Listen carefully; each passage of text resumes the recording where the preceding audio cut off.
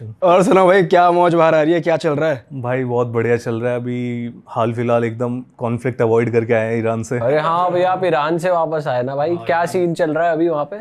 भाई अभी तो आप देख ही रहे हो कि इसराइल ने क्या धमाका मचा रखा है वहाँ पे। तो आपको पता था वॉर होने वाली है इसलिए आप निकल के आए हो, या फिर क्या सीन था, या आप रेस्क्यू होके आए हो, क्या मेरी सीन? किस्मत अच्छी थी भाई, सही बोल रहा हूँ मैं, किस्मत अच्छी थी। केवल 3 दिन बाद ही वॉर स्टार्ट हो गई, जिस दिन मैं ईरान से निकला। नौ चीज़ें वहाँ पे नॉर्मल दिख रही थी। मेरे ख्याल से किसी को आइडिया नहीं था ऐसा कुछ होने वाला है, और सडनली ऐसा हो गया। पर उस टाइम पे कुछ चल रही थी वार्निंग्स वगैरह, कुछ पता था वहाँ के लोगों को भी हो यार सकता कुछ है तो लाइक मेरे को ऐसे सड़क पे तो दिखाई दे रहे थे, लाइक कुछ पुलिस वाले कुछ कुछ जगहों पे कुछ, क्योंकि ईरान एक ऐसी कंट्री है जो ऑलवेज ऐसा डेंजर में रहती है थोड़ी सी। तो फॉर एग्जांपल जैसे वहाँ पे हर समय ना सिक्योरिटी कंसर्न रहता है। जब मैं लास्ट टाइम, अच्छा ये मेरा सेकंड टाइम था, इससे पहले मैं एक बार ईरान गया था। तो जब मैं अफ़गानिस्तान से बॉर्डर क्रॉस करके ईरान पहुँचा, तो बॉर्डर पे तो उन्होंने निकाल दिया मेरे को। जब बॉर्डर से थोड़ी देर आगे चले हम लोग 7-8 किलोमीटर दूर, तो एक चेक पोस्ट पड़ता है।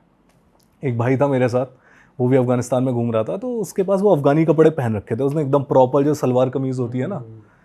तो मैंने उससे कहा कि भाई एक काम करे, सलवार कमीज़ उतार दे भाई, पैंट वैंट पहन लेते हैं अपन, नॉर्मल जगह कंट्री में जा रहे हैं वहाँ पे। कह रहा नहीं नहीं कोई दिक्कत नहीं है। उसने पहना, मैं तो निकल गया। उसको देख के उन्होंने रोक लिया कि क्या चक्कर है भैया। फिर बैग में हमारे कैमरा देख लिया उन्होंने। अब भाई बैग में उसने उसको रोक लिया, पकड़ लिया। मैं ना गाड़ी में टैक्सी वाले के साथ साइड में खड़ा हूँ, वेट कर रहा हूँ कि वो आएगा थोड़ी देर में। आधा घंटा हो गया, पौन घंटा हो गया। मैंने कहा क्या हो गया? फिर मेरे को दिखाई दिया भाई पुलिस वाले हाथ वाथ पकड़ के ले जा रहे हैं उसको। अरे फिर अरे भाई बहुत खतरनाक, मेरे तो एकदम मतलब परेशान हो गया। मैंने कहा क्या हो गया भाई, कहाँ ले जा रहे हैं इसको? अंदर ले गए उसको, फिर उससे पूछताछ कर रहे हैं। तो थोड़ी देर बाद निकला, बाहर आया, फिर अंदर बुलाया। गर्मी इतनी ज़्यादा कि भाई एकदम लाइक जून जुलाई का मौसम चल रहा है, एकदम पसीने पसीने बंदा हो रखा है। कहाँ पर है, एक फेमस बंदा है, नाम नहीं लूँगा उसका। तो कहाँ पर है वो खड़ा हुआ, और वो ऐसा नहीं है कि वो पहली बार मतलब गया, वो बहुत घूमा हुआ है लाइक खतरनाक कंट्रीज़ में। मैंने कहा कुछ तगड़ा ही पंगा हुआ होगा जो ऐसा हुआ है। फिर थोड़ी देर बाद वो आया गाड़ी के पास, कहता है इसका बैग कौन सा है? कहता है ये बैग है। कहता है अच्छा। उसने मेरे को देखा, कहता है कि तुम उसके साथ हो? मैंने कहा हाँ भाई मैं मुझे अंदाजा। Unfortunately yes. अनफॉर्चुनेटली फॉर्चुनेटली, अब भाई दोस्त है यार, चाहे कुछ भी हो, मुसीबत में है तो साथ में रहेंगे और क्या। तो मैंने कहा चलो ठीक है। तो वो कहता तू भी आ जा भाई, तू भी अपना बैग ले आ जा अंदर। वो आया भाई, उसने भाई हमारे क्या नाम है फ़ोन देखना स्टार्ट किया, पूरा एक एक चीज़ देख रहा है। कह रहा है यहाँ क्यों गया, यहाँ क्यों गया, रशिया कौन जाता है, ये कौन जाता है? उसके बाद कहता है अफ़गानिस्तान क्या करने गया था। उसमें तालिबान के साथ फ़ोटो देख रहा है। लाइक मैं तो इंटरव्यू वगैरह लिए थे तालिबान के, तो उनके साथ फ़ोटोज़ वगैरह भी थे।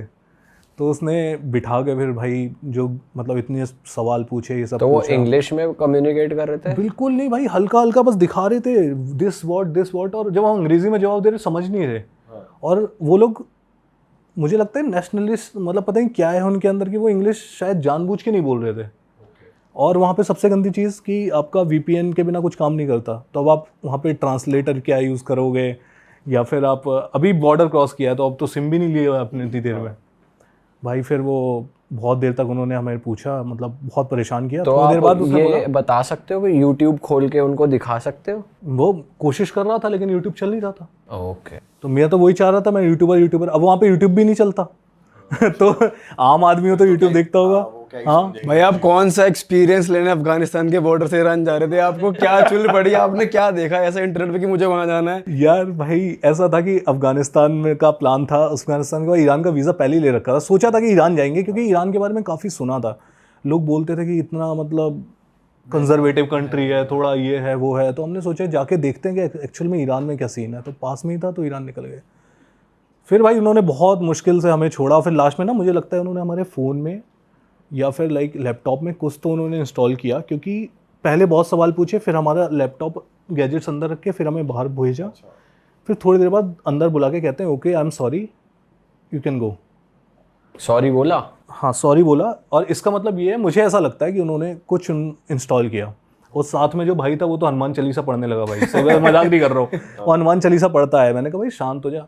कहता अब तो गया भाई ईरान में। मैंने कहा कुछ नहीं हो रहा भाई, हम कुछ गलत थोड़ी ना कर रहे। तो ईरान जो है, क्या नाम है, मेरा कहने का मतलब ये था कि सिक्योरिटी वहाँ पे हमेशा से ही हाई रहती है। तो ये हम बता नहीं सकते कि एक्चुअल में ये सिक्योरिटी किसी स्पेशल वे की वजह से या फिर नॉर्मली है, मतलब। और भाई जैसे बात हो रही थी कि आप हॉटेस्ट जगह गए हो, तो उसके बारे में बताओ भाई, कैसा था वहाँ पे, कैसा रहता है वहाँ पे रहना, और वहाँ के लोग कैसे रहते हैं वहाँ पर, क्योंकि बहुत मुश्किल है इतने हाई टेम्परेचर में रहना। भाई हमारे गरुड़ पुराण में संस्कृत में कुछ लिखा, उसका हिंदी में मतलब ये होता है कि पाताल लोक के अंदर हमारा जो है ना नरक होता है, ठीक है, वहाँ से फाउल स्मेल आती है, मतलब बदबू आती है, और वहाँ पे लावा होते हैं जलते हुए। भाई ये पाताल लोक ही था मेरे लिए। मैंने ऐसी चीज़ देखी नहीं ज़िंदगी में। मतलब जब मैं वहाँ पे गया तो वहाँ पे क्या क्या है आप कहाँ देखो। पर है ये, एक बार जो व्यूअर्स है जब आप अफ्रीका में जाते हो तो अफ्रीका में इथोपिया करके एक कंट्री है, और इथोपिया के अंदर एक जगह है अफार डेजर्ट, और अफार डेजर्ट के अंदर ये दानाकिल डिप्रेशन करके जगह पड़ती है। अपने सी लेवल के ऊपर तो ज़्यादातर चीज़ें होती हैं, लाइक माउंटेन होते हैं, सी लेवल पे होते हैं। ये जगह इस सी लेवल से 125 मीटर नीचे है। 125 मीटर 125 मीटर नीचे है। तो इसे लैंड का डीपेस्ट पॉइंट बोल सकते हैं। हाँ, deepest point, one of the deepest point on earth. तो इस चक्कर में टेम्परेचर लाइक भाई 50 डिग्री से ऊपर कॉन्स्टेंटली रहता है, कोई भी चीज़ उगती नहीं है, ठीक है। मतलब ऐसा इतनी इतनी ज़बरदस्त जगह है कि वहाँ पे नेट जियो ने ये बोला कि भाई ये तो वर्ल्ड की सबसे हॉस्टाइल जगहों में से एक है, और मार्स में लाइफ कैसी दिखेगी इस चीज़ को देखने के लिए वहाँ पे रिसर्च चलती रहती है साइंटिस्ट की। तो जब मैं वहाँ पे गया था, एक तो मतलब मैंने ये देखा कि पहले हम नॉर्मली जैसे हम यहाँ पे दिल्ली एनसीआर में रहते हैं, हमें गर्मी लगती है यार, हमें सोचते हैं यार कि 30-40 डिग्री यार बहुत गर्म हो गया, कैसे रहे हैं यहाँ पे। और वहाँ जाके पता लगा कि लोग तो 50 डिग्री से ऊपर में सर्वाइव कर रहे हैं। कोई पंखा एसी भी नहीं है वहाँ पे, कुछ नहीं है, और धूप यूवी रेज इतनी हाई है, कुछ उगता नहीं है, वहाँ पे लोग रह रहे हैं। वहाँ पे लाइव लावा की लेक्स हैं, उन लेक्स से स्मेल आती रहती है पूरी, जैसे जैसे टॉक्सिक स्मेल आती है ना, सल्फ़र की, क्लोराइड की, ये सब स्मेल उड़ती रहती है वहाँ से। तो वो एरिया कितना बड़ा है भाई? जैसे आपने बताया कि 125 मीटर आप वो नीचे है सी लेवल से, तो वो एरिया कितना बड़ा है? वो एरिया काफ़ी बड़ा है। मतलब जो वो पूरा एरिया डेजर्ट के अंदर आता है, उसमें बहुत बड़ा एरिया, लाइक ऐसा वो स्पेसिफिक एरिया नहीं है। वो डेजर्ट के अंदर बहुत तरीके की जगह हैं। जैसे ये एक पार्ट है उसका, एक जगह लाइव वोल्केनो चल रहा है, लाइक उसमें आग लगी हुई है, आग के लपटें उठ रही है, वहाँ से भी टॉक्सिक स्मेल आ रही है। तो जब हम लोग गए थे तो वहाँ पे क्या नाम है, रात के टाइम पे हमने वहाँ पे वॉक करके हम लावा वगैरह देखा, हमने वहाँ से धुआं निकल रहा था। और जब वापस आए तो वहाँ पे 1 किलोमीटर दूर ही ऐसे छोटे छोटे ना पत्थर को एक के ऊपर एक करके वहाँ पे एक छोटी सी हट बना देते हैं, वहाँ पे सोते हैं। अब भाई मैं सोच रहा ये तो या तो ये हट गिरेगी या ये जो धुआं आ रहा है ये मार देगा, सुबह जिंदा बच गए तो। अच्छा, एक दिन आप रुके वहां पर? हाँ, रात तो को ये रुके कैसा हमने। टूर होता है, किस लोगों के साथ जाना पड़ता है, कुछ कपड़े पहन के जाना होता है, कुछ बताओ कैसे जाते हैं? भाई ये जो ट्रिप है ना, ये आप सोलो ट्रिप भी अकेले नहीं ले सकते हो, क्योंकि ये वहाँ पे पहुँचना बहुत मुश्किल है। वहाँ का लैंडस्केप इतना ज़्यादा हार्श है, इतना डेजर्ट है, इतनी चीज़ें आपको देखने को मिलेंगी कि मतलब आपका दिमाग एकदम वैसा हो जाएगा। तो वहाँ पे आपको एक ट्रैवल एजेंसी हायर करनी होती है। वहाँ पे फिर वो आपके साथ एक 4x4 व्हीकल लेते हैं, उसमें फिर आपके साथ एक कुक जाता है, सारे सर्वाइवल इक्विपमेंट जाते हैं, उसके साथ आपके साथ एक वो जाता है बॉडीगार्ड जाता है, जिसके पास बंदूक वगैरह भी होती है, क्योंकि आइसोलेटेड एरिया है बिल्कुल, और ट्राइबल लोग रहते हैं वहाँ पे। आपको नहीं पता कौन आपको बीच में लूटने की कोशिश करेगा, क्या होगा। तो इस तरीके का ट्रिप रहता है, तो उसके लिए काफ़ी प्लानिंग करनी कितने पड़ती लोग है। गए थे आपके साथ ग्रुप में? मेरे साथ 5-6 लोग और थे, और सारे बाहर के ही थे, लाइक अमेरिकन्स थे और कुछ ब्रिटिश लोग थे। ठीक है, तो कुछ वो आपको डूज एंड डोंट्स बताते हैं? डूज एंड डोंट्स बताते हैं कि लाइक मतलब हमारी सारी इंस्ट्रक्शन को आप फॉलो करो, इधर उधर ज़्यादा, जैसे हमने आपसे बोला है, अगर आप नहीं फॉलो करते हो तो मतलब it can be harmful for your health. आप मतलब वो थोड़ा सा डाउन प्ले करते हैं, टू बी ऑनेस्ट, क्योंकि अगर वो आपको ज़्यादा डेंजरस होकर बताएंगे तो आप मतलब मना ही थोड़ा डर कर जाओगे, दोगे। मना भी कर सकते हो। तो मेरा तो ये कहना है कि लाइक अगर आप वहाँ पे जाते हो तो लाइक आपको थोड़ा गैस मास्क वगैरह भी लेके जाना चाहिए, क्योंकि हम तो सर्वाइव, क्योंकि बताते हैं कि 20% जो लोग वहाँ पे जाते हैं ना, हीट स्ट्रोक की वजह से बीमार पड़ जाते हैं, या फिर डेथ भी हो सकती है अगर आपकी बॉडी कंडीशन सही नहीं है तो। और जो वहाँ पे लोग रह रहे हैं वो क्या खाते हैं, कुछ उनका लाइफस्टाइल? वहाँ पे क्या होता है कि वहाँ पे जो लोग रह रहे होते हैं ना, उनको कहते हैं अफार लोग होते हैं, ठीक है। वहाँ पे खाने के लिए कुछ उगता तो है नहीं, तो गवर्नमेंट की एक गाड़ी आती है हफ्ते में एक बार, तो वो सामान छोड़ के जाती है वहाँ पे, वही वो लोग खाते हैं। बकरी खा लेते हैं, जैसे ज़्यादातर मीट ही खाते हैं सब, जो बकरी होती है, और थोड़ा बहुत अनाज गवर्नमेंट दे के जाती है तो वो हो जाता है। और बच्चियों की जो शादी है वहाँ पे, जो छोटी बच्ची हैं, उनकी 13 साल की उम्र में शादी कर देते हैं वो लोग। अच्छा, तो बहुत सारे लोगों की शादी के बाद ही मौत हो जाती है बच्चियों की, या फिर बच्चे पैदा करने के मतलब जब वो प्रेग्नेंट होती है तब उनकी डेथ हो जाती है। तो वो इस टाइप का सीन वहाँ पे रहता है। और बल्कि और एक आदमी कई शादियाँ कर सकता है। अच्छा, ये तो ट्राइबल में तो बहुत ओपन होते हैं वो लोग शादी, और ये एक्स्ट्रा मैरिटल और ये वो।